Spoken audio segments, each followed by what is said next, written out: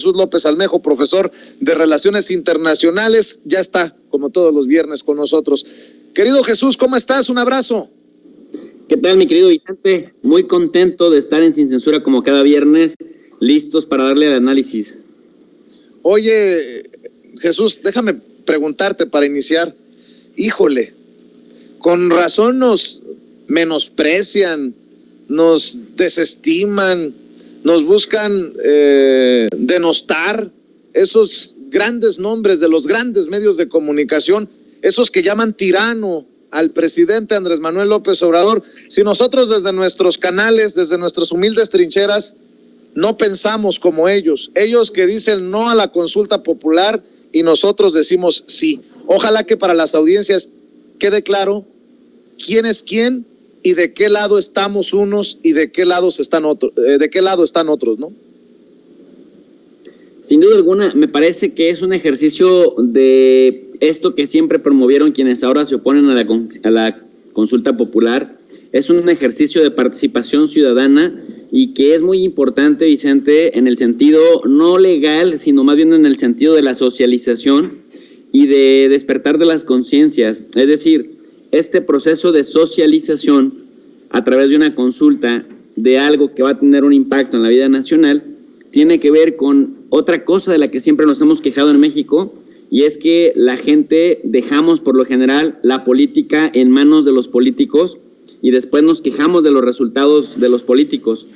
Entonces me parece que incluso por el lado de hacer que el pueblo tome las riendas de su destino político en sus manos, es importante como un ejercicio que también va a ayudar a la politización, y yo diría a la sana politización de algo que es muy esperado. A mí, francamente, me da mucho gusto ver a la gente de a pie, a la gente de abajo como nosotros, animada, motivada y dispuesta a salir, porque básicamente, Vicente, como digo, hace tiempo solo se dejaba a las manos de los políticos la política que nos impacta cotidianamente, y lo que hemos visto por parte de los políticos es indiferencia para solucionar problemas que sin la presión social, Vicente, sin el bottom up, ¿no?, sin la influencia de abajo hacia arriba, no se puede dar. Y me parece que también es importante porque cuando aprendan a Peña Nieto, cuando detengan a Felipe Calderón, que yo estoy seguro que por lo menos a esos dos sí se los van a llevar al baile, lo primero que van a salir a hacer los medios chayoteros, lo primero que van a salir a hacer la prensa escrita, que también son chayoteros algunos, y organizaciones no gubernamentales, de estas que tanto les gusta recibir dinero y que se han vuelto activistas de boutique, dinero del Departamento de Estado y de algunos otros lugares, van a salir a decir que López es un autoritario y que esto no tiene presente en la historia de México y que es persecución política. Pero si en cambio esto está avalado por lo menos 37 millones de personas, me parece que va a legitimarse, y la legitimidad ya lo hemos visto bastante en estas charlas contigo los viernes, que la legitimidad rompe resistencias antes de que éstas se presenten, y por el calibre de lo que se viene del presente que se va a sentar, me parece sano, Vicente, por todos lados. Pues sí, definitivamente sano ejercicio. Oye, hablando de estas cosas, de luchar contra la corrupción, veo que estás muy al pendiente de lo que ocurre en El Salvador, en donde Nayib Bukele, el presidente del pulgarcito de América, ha impulsado una ley anticorrupción que no prescribe. Cuéntanos, Jesús.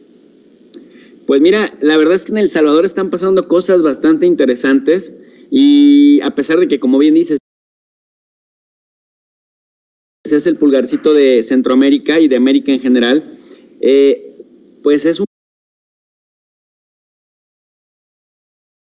país que ha sufrido mucho por la guerra civil, es un país que ha sufrido mucho también la injerencia extranjera, pero como país latinoamericano, como buen país latinoamericano, ha sufrido mucho también la corrupción política de sus élites, y también, así como en México, hay un PRD que hablaba con la izquierda y cobraba con la derecha. En El Salvador había un partido, el Frente Farabundo Martí Partido de Liberación Nacional. Y digo había porque aunque todavía existe, la verdad es que está bastante desprestigiado porque dos de sus expresidentes, que fueron guerrilleros, que cuando entraron a la vida pública prometieron que iban a acabar con la corrupción del partido Arena, que es el partido de derecha, el PAN salvadoreño, para explicarlo en palabras sencillas, pues realmente terminaron aliados y terminaron convirtiéndose en lo que tanto dijeron que iban a perseguir. Me refiero a Mauricio Funes, que fue presidente de El Salvador del 2009 al 2014, y luego después a Salvador Sánchez Serén, otro expresidente de izquierda del Frente Farabundo Martí de Liberación Nacional, que cuando fue vicepresidente de Mauricio Funes, y junto con Funes, Vicente, se aprobaron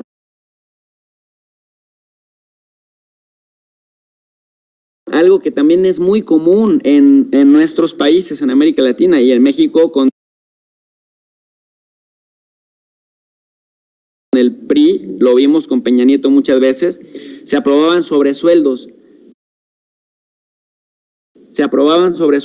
aprovechando que tenían mayorías, y estos sobresueldos, pues no, de estos sobresueldos no pagaban impuestos. Entonces, por ejemplo, nada más para una cifra así concretita, lo que el Congreso salvadoreño, por ejemplo, aprobó para esa administración, para gastos de la Casa Presidencial salvadoreña de Funes, fueron $80 millones y terminaron gastándose 351 millones de dólares, lo que te habla que de lo demás hay muy poco rastro de que se haya ejercido el presupuesto para políticas públicas, para pavimentación, para seguridad social, etcétera, etcétera. Bueno, en ese contexto, Vicente, se giraron procesos penales contra 10 exfuncionarios de muy alto nivel en El Salvador, empezando por los presidentes y expresidentes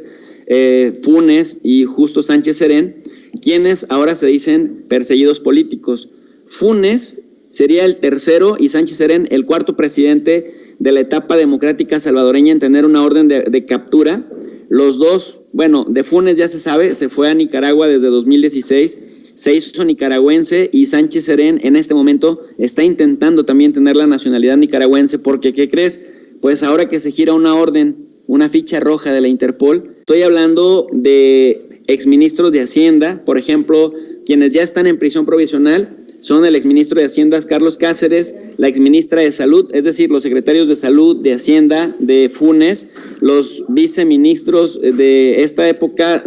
Hugo Flores y Erlinda Handal, y también el exdiputado del Frente Farabundo Martí de Liberación Nacional, Calixto Mejía, quienes están huyendo y a quienes los está persiguiendo en este momento la autoridad salvadoreña son el exsecretario privado de la presidencia, Manuel Melgar, además el que era el ministro de Obras Públicas y Medio Ambiente, Gerson Martínez, y Lina Paul, respectivamente, Vicente. Imagínate que en este momento México estuviera persiguiendo a dos expresidentes de las dos administraciones anteriores y a por lo menos 10 secretarios de Estado,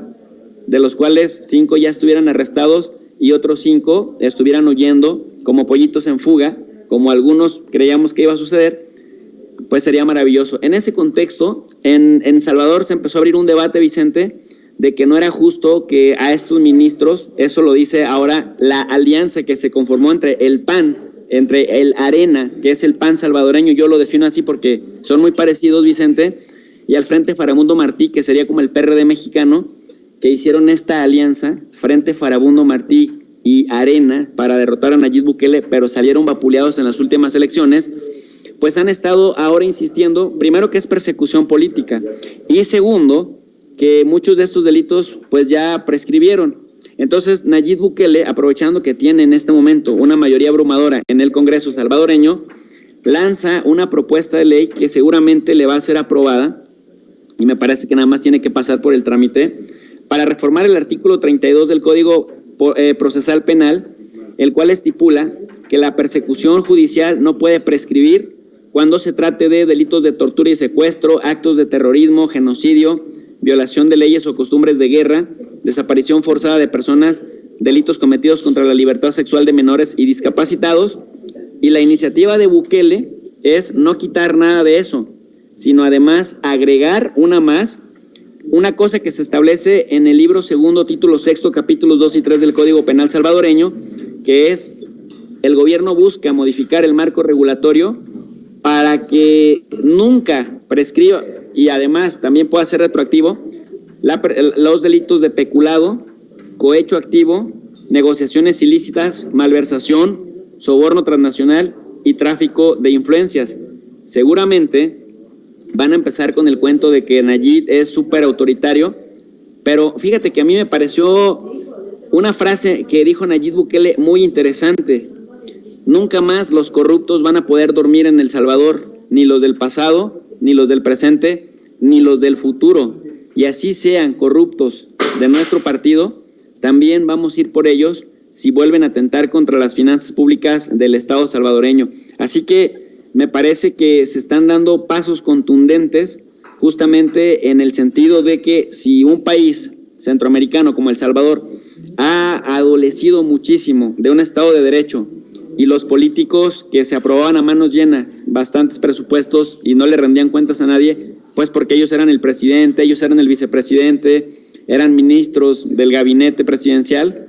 y decían, nos lo merecemos por nuestro arduo trabajo, y veías por otro lado a El Salvador expulsando un montón de migrantes por pobreza, sumido en la violencia, sin proyectos de inversión, la verdad, hundido pues en la miseria. Me parece que es lo menos que se puede hacer para atajar este flagelo causado por la corrupción política, que tampoco era delito grave, Vicente. Pues qué interesante se están moviendo las cosas en nuestros países, no solamente en México, sino en la región, querido Jesús. Y oye, hablando del otro lado del mundo,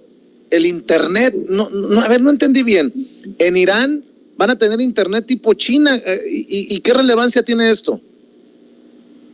Mira, es muy relevante porque, por ejemplo, la gente cree desde México, desde América Latina, la gente cree que no hay internet en China porque no funciona Twitter, no funciona Facebook, es decir, no funciona el internet convencional en las plataformas convencionales a las que desde Occidente estamos acostumbrados a trabajar. En el caso de China, China se creó su propia red de internet. En lugar de WhatsApp, en China se usa, por ejemplo, WeChat, y en lugar de Facebook, Instagram y otras cosas, China tiene sus propias plataformas a las que se pueden acceder estando en China. Pero estando en China, Vicente, difícilmente uno, si no es con la VPN, difícilmente puedes acceder a Twitter, a Facebook, a Google, a servicios de Google. La razón es muy sencilla. La razón es porque, bueno, pues ya nos ha quedado claro que también el internet proveniente de Crypto City en San Francisco y las redes sociales son también un mecanismo de espionaje de escala común, pero también a gran escala. Y el internet estadounidense, pues por el internet estadounidense, que es el principal proveedor en el mundo, o uno de los principales, pasa buena parte del espionaje o buena parte de la información que transita en las redes, de tal suerte que a Estados Unidos y a sus servicios de inteligencia le es mucho más fácil, le facilitamos el trabajo porque nosotros mismos vamos subiendo información a nuestras redes. En el caso, por ejemplo, de China, trata de poner una especie de blindaje para que los servicios de internet no faciliten el espionaje justamente en contra de los chinos. Bueno, si vas tú de Occidente a China, se te hace complicado porque luego buena parte de la información está bastante censurada y además, si no hablas chino, es más difícil el acceso a información en ese idioma y uno piensa que no hay conectividad, pero prácticamente te obliga o a entrar con una VPN antes del ingreso al país o prácticamente a andar incomunicado a menos que aprendas chino y a menos que aprendas a utilizar las plataformas chinas. Bueno, pues en Irán se busca algo parecido. Irán resulta que ha estado bloqueando miles de sitios web desde principios del año 2000, o sea, 20 años, y de plataformas como Facebook, YouTube, y en principio eran razones religiosas a las que aducían, es decir, que no llegara una influencia occidental que afectara el buen orden y la buena moral o la moral pública de Irán, que la influencia occidental no se convirtiera pues en algo que afectara la religiosidad del pueblo iraní. Sin embargo, parte de lo que dicen los actuales congresistas o parlamentarios ahí en el país persa, en Irán, es que ahora lo que tienen que hacer es por razones de seguridad nacional. Y esto, Vicente, este proyecto prácticamente podría aislar a los usuarios iraníes del Internet que convencionalmente se utiliza en el mundo, por lo cual hay un sector más liberal en Irán que dice que prácticamente esta es la estocada de los ayatolás para, de alguna manera, que no se entere mucho lo que sucede dentro de Irán. Pero quienes están a favor de esta medida dicen que así como China ha logrado independizarse de los servicios de Internet y que en caso de que pase algo con el Internet proveído por Estados Unidos, pues ellos tienen la capacidad para seguir comunicados entre ellos. Por lo tanto, dice, lo que hacemos es fortalecer la seguridad interna del país, evitar el espionaje o reducirlo a su mínima expresión y, por otro lado, también desarrollar la capacidad de generar nuestra propia tecnología comunicativa y satelital, por lo que pues hay un gran debate que me parece, Vicente, que al final de cuentas nuevamente Irán da un paso en el sentido de la autonomía. Es decir, muchas veces los gobiernos hablan de autonomía por aquí, soberanía por allá, autonomía más para allá, pero cuando tenemos que pensar en términos de la soberanía o de la autonomía tecnológica o de la cuestión de salud o de la capacidad para autoproveerse productos alimenticios, etcétera, ahí se da uno cuenta qué tan soberanos somos realmente en el mundo. Y esto me parece que nuevamente Irán va a volver a poner a prueba esta capacidad para mantener esta autonomía de Estados Unidos y también la capacidad de Estados Unidos para bloquear a Irán, que recordemos que aunque nosotros estamos más familiarizados con el bloqueo hacia Cuba, pues Estados Unidos ejerce políticas en contra de Libia y en contra de Irán muy similares justamente a las restricciones con Cuba. Así que pues esta es una de las respuestas en el juego de ajedrez geopolítico con el que en este momento Irán está respondiendo, Vicente. Pues siempre interesante escuchar el análisis de lo que ocurre a nivel internacional y con tu conocimiento, con tu expertise, querido Jesús López Almejo. ¿Por qué no cerramos invitando a la gente para que te siga apoyando? Muchas gracias, querido Vicente. Pues quiero invitar a toda la gente sin censura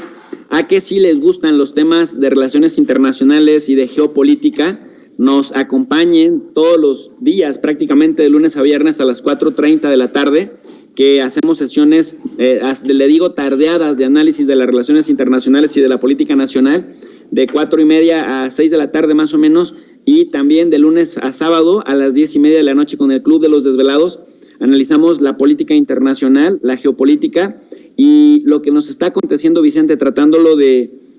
entender. Pues hemos tenido a grandes invitados como John Ackerman, tú mismo, los chapuceros. Es decir, tratamos de generar una interacción en la que la gente siga en este hábitat o en este ecosistema, Vicente, alternativo a los medios dominantes, a los medios tradicionales, que como te darás cuenta, así como tienen bloqueada la publicidad o la información con respecto a la consulta popular, pues prácticamente nos han tenido en el limbo informativo durante prácticamente toda la vida. Así que para hacer este contrapeso, invitamos a la gente a que se suscriba a nuestros canales y bueno, te agradezco muchísimo el espacio, Vicente. Te mando un abrazo, profe. Quedemos al pendiente. Es Jesús López Almejo, tu profe de RI, hablando con nosotros sin censura. Y hablando de maestros,